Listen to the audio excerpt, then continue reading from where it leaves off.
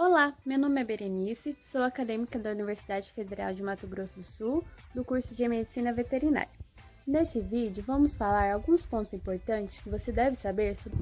Brucelose, então, é uma doença causada por uma bactéria, isso mesmo, uma bactéria, do gênero Brucella. Mas nesse vídeo não vamos aprofundar sobre gênero nem espécie.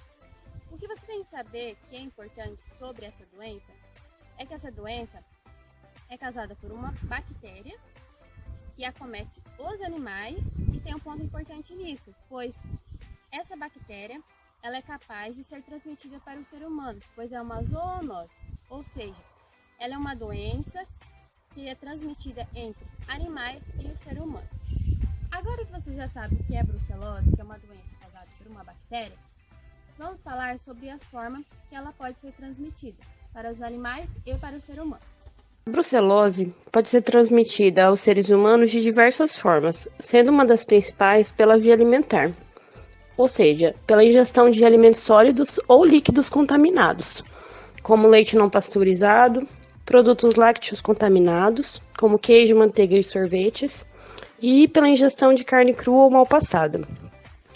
Além da transmissão pela via alimentar, a brucelose pode ser transmitida pelo contato direto ou indireto com animais infectados. Uma outra forma de transmissão é por via respiratória, com a inalação de bactérias em ambientes contaminados. Pode acontecer ainda a inoculação acidental do patógeno pela vacina animal, ou seja, pela autovacinação. O contato com animais infectados como gato bovino e bubalino, ovelhas, cabras, porcos, cavalos e cães, entre outros, pode gerar uma situação de exposição, assim como um ambiente de trabalho com exposição a material biológico. Outras formas de transmissão, como sexual, congênita ou a partir de transfusão sanguínea e transplante de órgãos ou tecidos, são raras, mas também podem ocorrer. Então, para prevenção, nós temos duas vacinas, tá? Lembrando que essas duas vacinas são apenas para os bovinos, e elas são a B19 e a RB51. Essas duas vacinas nos exigem um certo cuidado ao manejá-las. Por quê? Porque é a própria bactéria que está ali dentro, é a bactéria viva da brucela.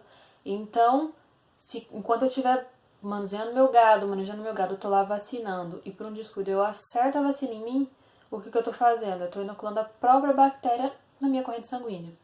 E isso vai fazer com que eu adquira a doença, certo? Então, se por um descuido você está lá vacinando seu gado e acerta em você por um acidente, o que você vai fazer? Calma, primeiramente, você vai parar o seu serviço, vai lavar com água e sabão, com iodo, aquilo que você tiver, vai higienizar ali o local e vai procurar imediatamente uma unidade básica de saúde, informar o médico qual foi o tipo de vacina, e aí ele vai gerar um protocolo de tratamento para você, para prevenir que a doença se desenvolva em você, certo? Agora a gente vai conversar um pouquinho sobre a brucelose nos seres humanos. Diferente dos animais, a nossa preocupação não é no trato reprodutivo. A nossa preocupação é nas articulações, porque é esse o nosso órgão-alvo que a gente chama.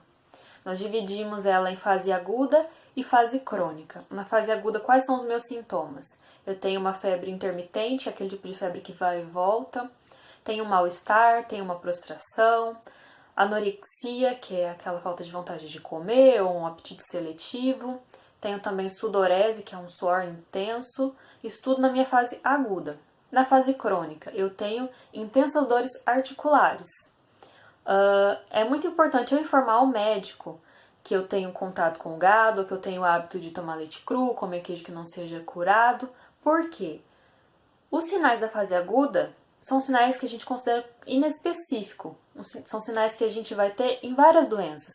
Então, se eu não informo o meu médico dos meus hábitos, ele pode não colocar a brucelose como uma possibilidade, e nisso ele não vai fazer a pesquisa correta para ver se eu tenho brucelose ou não, e eu vou ter um tratamento fora daquilo que eu preciso. Então, por isso é muito importante você informar o médico da maneira correta, e aí você informando o médico da maneira correta, ele vai gerar um protocolo, e assim ele vai prevenir que você desenvolva a brucelose. Agora que você já sabe quase tudo sobre brucelose, vamos aprender sobre como prevenir essa doença. Devemos sempre utilizar luvas longas apropriadas para procedimentos de palpação e luvas de látex ou vinil para procedimentos clínicos gerais. Devemos manejar os animais com muita atenção, principalmente durante a aplicação de vacinas, para evitar acidentes com a pistola de vacinação. Para evitar a transmissão alimentar, devemos consumir carne, vísceras e derivados sempre bem cozidas, consumir apenas leite fervido ou pasteurizado e os seus derivados também preparados com leite fervido ou pasteurizado. É isso, pessoal! Esperamos que ninguém quase morra de brucelose esse ano, hein?